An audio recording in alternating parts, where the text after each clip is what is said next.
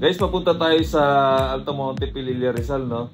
So ito yung way papunta sa property. So mamaya papakita namin sa inyo kung ano yung itsura doon sa property area malapit sa windmill. Dito na tayo sa harap mismo ng Altamonte na sa Pililla, Rizal.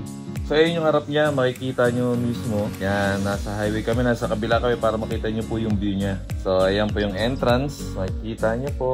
Yan. Yung way na papunta doon, ayan po yung papuntang Pakil, Laguna. Pagkat kami sa nasa tuktok, so makikita nyo yung 360 ng property, yung view niya.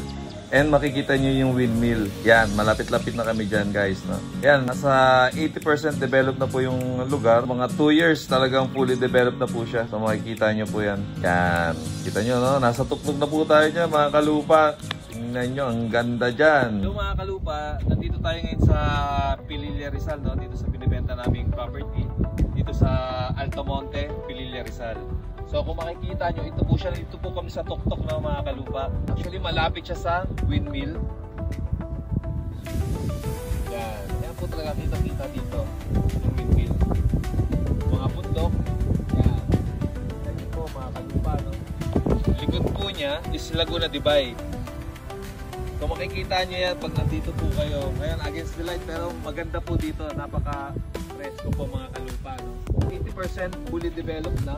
So 80% siguro mga 2 years, 1 year to 2 years, fully developed na po siya mga kalupa. So ang binibenta namin dito, yung sukat ay 150 square meter pataas. So ang inner lot dito, 11,000 per square meter. Then yung corner lot is 11,500 per square meter. Pwede dito 20% down payment and 80% balance payable installment of 5 years to 10 years. Napakaganda po dito, no? Malapit po siya. So kung makikita nyo doon sa baba, papuntang Laguna, Pakil, Pangil, Laguna po yan, no? Nakikita nyo po dito. Napakaganda po. So ito, may mga ginagawa po siya. Pero 80% developed na.